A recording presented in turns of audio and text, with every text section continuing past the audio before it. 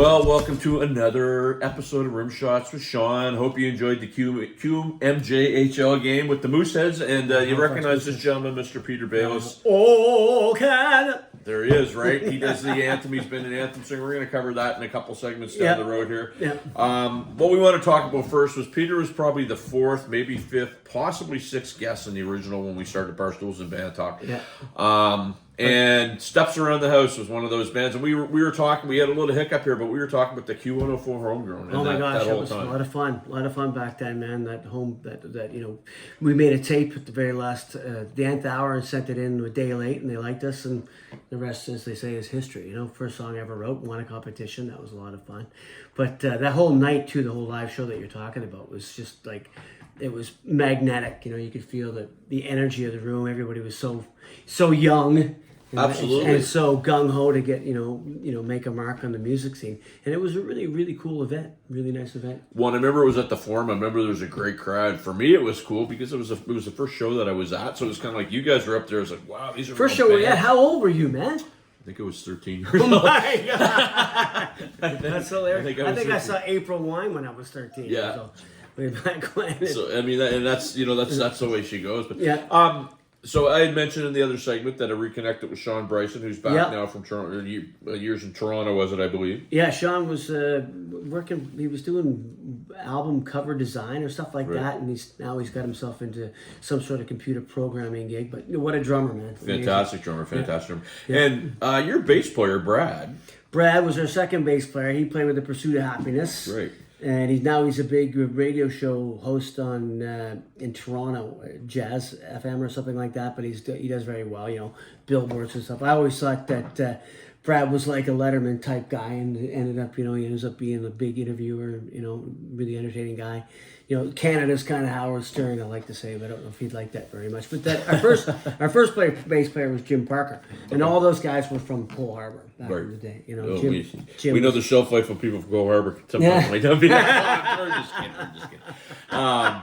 But anyway. So you said you had a run from about 82 to about 86, 87? 87, 88, something like that. We'd played all those, the whole scene that we, for anybody who's watching, the Palace, the Misty Moon, back then it was like the, Cheers, My Apartment, all those, which became known as the Liquor Dome. There's Mexicali Roses. There's a whole bunch of places. That Network Lounge was a lot of fun to play too back then. But you just, and we did New Brunswick and a little Newfoundland, but you did that whole circuit, and we had done it so many times, right? And we just thought we would go crack the big nut in Toronto. We went up for a bit, and once you got up into that environment, you realized that you're even smaller than small when you get up there. There's so many bands, but everybody sort of went their own way after that because it just seemed like we're flogging a dead horse. Sure. And the funny thing about Toronto, when I moved up there, it's like even the guy that's sweeping the floors will tell you you're no good if he thinks you're no good, right? Exactly. Everybody's got an attitude. It's a lot different than here where, we kind of have the MO of being nice and friendly. And you can tell the musician because he's got his arms full. But in Toronto, I like to tell a story. New Year's Eve, 1993, I get chirped by Sebastian Bach. And if I can take that, I can take anything. Yes, right? indeed. So, and that's a true story. So, was that right around the time at the Hopping Penguins you made the... Well, no, the Penguins actually started... around the same time. They just had a different path, and when I moved to Toronto finally for good, when the Steps finally split up, the Penguins had a house up there, and I stayed in the Penguin house, and one of the singers, he decided to leave, so I just took his place. It was like 1990, and and I ended up just touring with them. I'd done a couple of non-tours because I was doing some musical theater at the time, but I've been with them ever since. The Steps had phased out, and the Penguins have been going on for 42 years now. But they started 82, and I joined in 1990. Because I remember, and maybe this is pre-Peter Baylis, but I remember they used to play the Dalhousie Student. Yeah, that was all the time. That was Gary Edwards was the drummer of the Hopping Penguins. He and Andrew Lordley, the sax player singer, started the band, and Gary was a law student at the time, so he was going to. They would play. Domus, the law frat there. Yep. And that was one of their very first gigs. So that would have been 81 or 82, something like that. Because I remember I did a few of those Domus parties, and they were a blast. Oh my God, man, that building's gone now, isn't it? Did they tear that thing down? They don't do that anymore. Tiny little, It's against all rules now. It is. Well, there's so the many pendulum rules. has swung. There's so many rules. So I mean, you still have the Penguins on the go, and you guys play some gigs in the summertime, and Chester Race Week, the Shore Club, which is always a blast, and periodically like some private parties show up. And luckily we can still do those year after year after year. They also remind us of how old we're getting, but how long the band has been together simultaneously.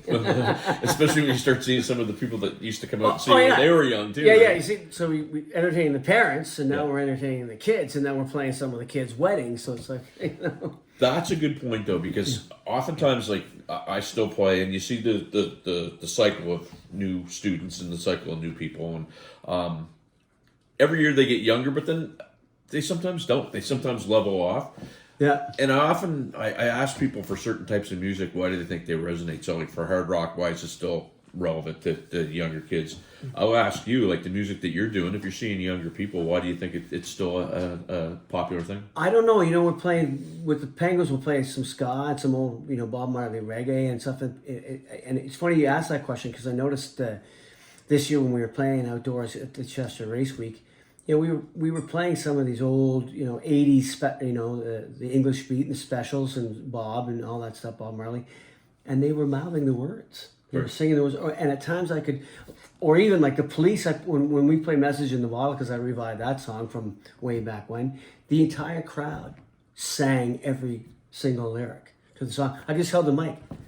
And I was like, my gosh. And you looked out of the crowd. Now, you do see the 60-year-olds and the 50-year-olds, that you see the majority are 21, 22, and they're digging it, and they're singing along. It's funny, the person I work with today, she was playing Don't You Forget About Me. And I think the girl's like 23 years old, and I walked in and I said, you're too young to know that song. And she said, no, I'm not. So that kind of, puts a big smile on your face. Going, That's hilarious. That music can still hang tight. When you mentioned the Police, I found something today. I don't know if you've seen it, but it's when they were rehearsing for the reunion tour.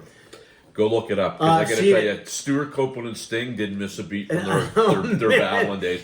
We're going to take a break here at Eastlink Community TV. We'll be back after this. Well, welcome back to Rimshots with Sean, right here on Eastlink Community TV. And we said before, hopefully you enjoyed the Mooseheads game. Mm-hmm. That's why we have this man on. We're going to talk about that after the next break. But for now, breaks. I missed something which steps around the house. So the chair. Oh, the chair. The mighty, mighty chair from the fighter plane, airplane. It was owned by the then dentistry student, Bruce Murphy, wonderful keyboard player. Now he's a full-blown dentist. But he had that in his apartment. And, we just took that theatrical approach. We should use that on stage. And we lit it properly with the old Leica lights and all that stuff. And it worked out. And we played that really, silly song called Women with No Chins to start the show. It's like a game show. They sit around watching Women with No Chins. What a stupid song. Very Peter Gabriel Genesis. Yeah, well, right? It's funny. Those were our influences, back then. Like, we really dug, when you dig farther, they were the producers, like Brian Eno and all those guys, were producing all those Kate Bush and all that stuff. So you realized, not only did you like the musicians, but you had affiliation with who they were being produced by. Yeah. Sure, you come across it in all kinds of genres, but and they were doing some pretty artistic things, so we're trying to emulate that stuff. No, for sure. And the thing, and I mentioned in the other segment about Sean Bryson, and I used to love Sean's playing, and it was very cool when he came out and he actually stayed for our show and he paid me some compliments, which is cool because, like Sean Kilbride too, we opened for Haywire. Yeah, no, yeah. I could tell you two little stories if you don't mind. Yeah, absolutely. So Sean Bryson did tell me he went to that show, and we were talking about you because we were talking about Barstools and Band Talk and how wonderful that was and when it started and it kept the community alive and vibrant, which thank you for that, by the way. And he said, and I went and saw those guys and he said, that Sean McGann, man, he can play some drums. Wow. Thank you, Sean Bryson. Yeah, really nice. Sean, when the band started, Steps Around the House, we all met, oddly enough, in Newfoundland because I was playing in a band called Main Street. And there was another band, I forget, maybe it might have been Sharon B and the Brutal Beat or something like that. It might have been. But James Logan, Jim Parker, the bass player at the time, were playing. Then we put this whole idea together to put an original band together. And we were like, who's the drummer? And those Jim Parker said, well, we got a drummer. The problem is he's like 17, but you won't believe this guy. We went to his place in Cole Harbor, down the stairs. He just started playing, and I went, oh my Lord, that is the guy. Like he was playing Stuart Copeland stuff, like he was oozing out of him. It was amazing. Well, I remember you guys used to use like a lot of like drum machine and stuff like that as Yeah, you were playing. He was playing with tracks and cook track. That was Bruce. He had all that stuff attached to his, back then he had an emulator and he had the DX7 or the Yamaha thing, but he also had like a little beat machine. That's my dog, Bella. That's all right. That's his Bella. Yeah, Bella, enough. And he would get into what would now be called looping stuff, you know. Right. So he would play around, but Sean was playing all his own beats and keeping his own tempo and all that stuff, you know. For sure, and and so that band, you got, everybody parts ways, and that's kind of the way things happen. So you moved on to what? I remember you had, you mentioned the Hopping Penguins, and you were doing some other things. Yeah, I went to Penguins, and through supporting, I've always wanted, like, music was going to lead to being an actor and all that, and I ended up getting on stage and doing a whole bunch of wonderful things, from understudying Jean Valjean, Les Miserables here at Neptune. Played, the Teen Angel here at Neptune. I got to play the role of a lifetime, the Judas and Jesus Christ Superstar, with Alfie Zappacosta and Heather Rankin. And I like to say, the Juno Award winner, the Grammy Award winner, I was the one that got all the attention in the newspapers. Yeah. And I was walked by the dressing room one night after the reviews came out, and Alfie was talking in the dressing room. He goes, I guess we don't have to work anymore. This guy stole the show. And actually, we had Alfie on. He was very, very funny. Oh, and very man. great. He is a genuinely good person. Like people that reach that sort of level of fame and notoriety, but he's still right on the ground, feet firmly placed on the ground. Absolutely. And doors always open for you. Like I still talk to him every once in a while. He's still a great guy. But and further things I did to get back to that, I got in through trying to support myself through, being a musician and an actor. I learned the restaurant business quite well. So, my wife and I, we opened the Press Gang here in Halifax. I helped open Tempo, Delta Barrington, things like that. But, we then went on. We had one of our own called the Elephant and Castle that did well for a little while, with some nice entertainment there. I was put entertainment in the basement. First band, some of the first shows of Ben Kaplan were there. The Town Heroes were there. Three Sheet, they just put on a reunion show. So like a lot of really cool things were happening. So, but then 2008, 2009 economy, the downturn sort of did us in. So always been around it. Always loved being involved with music and the arts somehow. Well, as you're telling me that story, we have a common friend, Bill, because Bill Martin did a lot of the work down there. Yeah. And I've known Bill for years because his son and my son used to play hockey together, and I've spent many a night having a pop or two with Bill Martin. Oh man, who hasn't? Yeah, that guy can tell you. He can spin a yarn, man. He can indeed. Yeah. So you got into that. You're doing some different things now, and when we were talking, I guess before, you want to get playing. I mean, you're doing some playing in the summertime. But do you want to stay seasonal? Do you want to? No. I like to. The Penguins are all living in Halifax now. Right. One time, there were a couple of guys were still in Toronto, but we're all here now, so we're still out there hustling up some gigs. Not side hustling up some gigs. See how I shit like that. And but we're out there and we're making some contacts with a few places, and hopefully in the new year a few gigs will start popping up. Not just the summertime, but we're digging in, and we'll talk more about it when they actually happen. Sure. And I mean, 40 years, so people, and we're still entertaining people. So. Absolutely, but part of what we do in bar stools and band talking, people go to say to me all the time, like, how come you support everybody or whatever? It's like I support people that support the community. Oh yeah. So it's like if somebody comes to me and doesn't do anything, I mean, I'm going to have a hard time doing that. But if somebody's supporting the community, I'll support them. So book these guys, man, because you'll have a lot of fun. The fun band, still always fun. Band. Yeah. Where was it? Somebody said they saw you at the Capitol, maybe. Capitol when? It might have been a couple of years ago, but it was the first time you guys had played in a while. Like it might have been a different venue. No, I don't think so. Okay, I had the venue wrong, but what I do remember is they talked about it was like jumping back in the time machine. Yeah, we still do that. We still bring the energy. I don't know how we do, but it still comes out of us, man. It I can still hop up and down with the best of them. So All right, we're going to take one more break because we got to pay some bills here on Rimshots with Sean and Eastlink Community TV. We'll be back after this. See ya.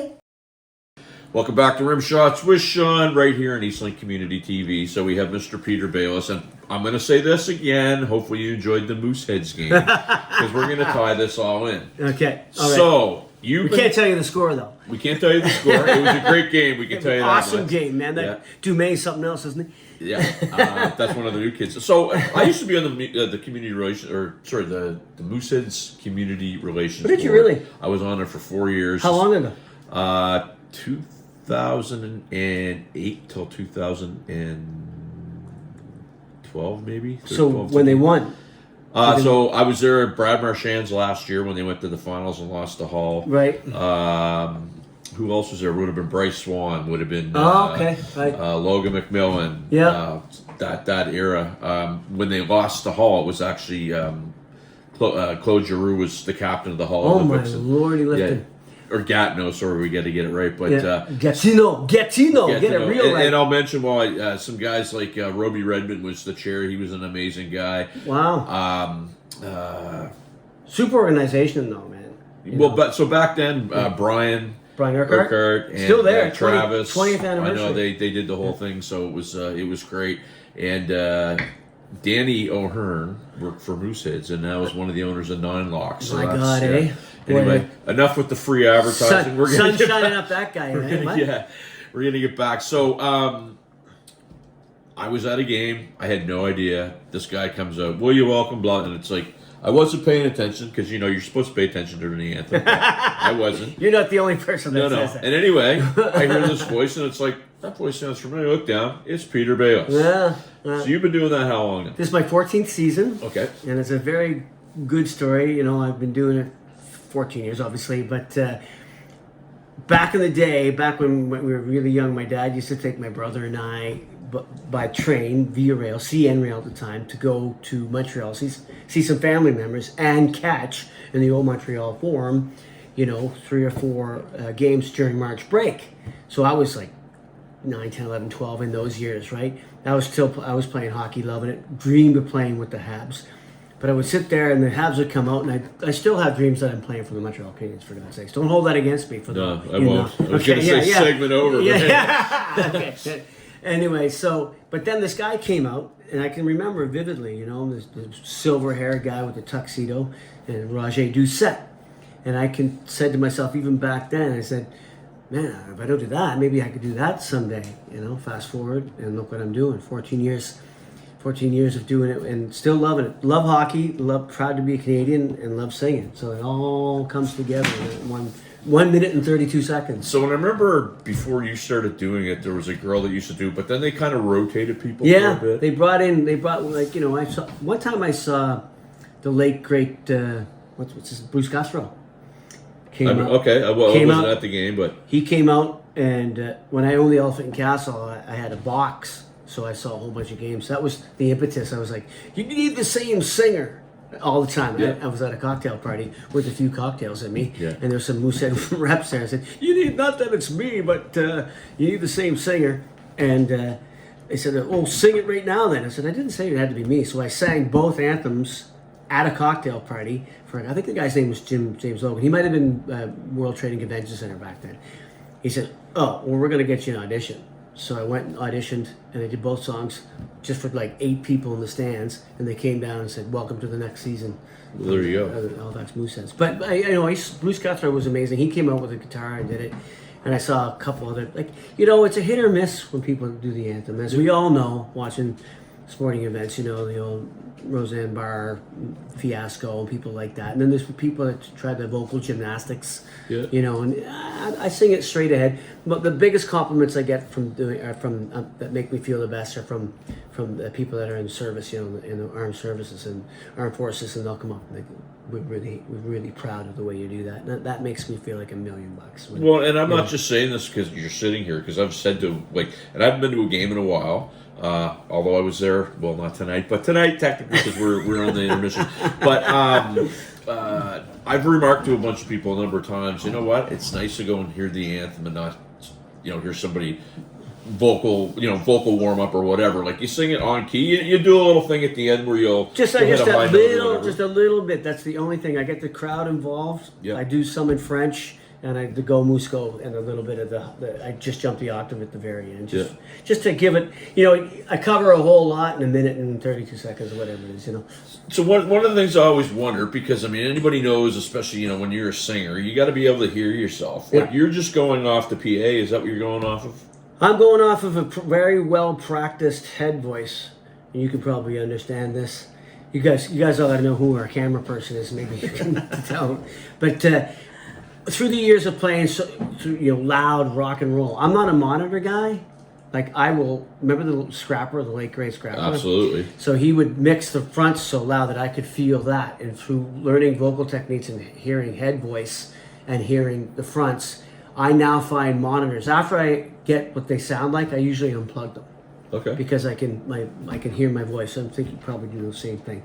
But so when I get down there, I'm just relying solely on what I'm going to hear. I always try to hit the same note. I've actually compared a bunch of recordings together, and it's amazing that they almost double themselves in tone and in phrasing, which thank God.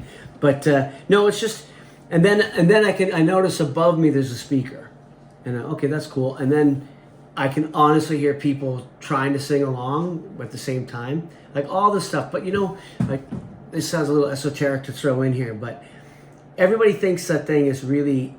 It's like your nerves are, you get nervous, but it's a good nervous energy. Yep. But it's also, if you were to take my heart rate and take my blood pressure when I'm in that moment, it's just, I'm at total peace. It's just because I feel like I'm contributing something. I like being around it, and I'm doing something for all these people and the players, of course. Sure. And, and it's funny, I learned something there because I wear IEMs in your monitors. Yeah. And if I can't hear my kick drum properly, I whine. I'm a singer. I have to hear the kick. When my monitor's plugged in, the kick drum is and the bass.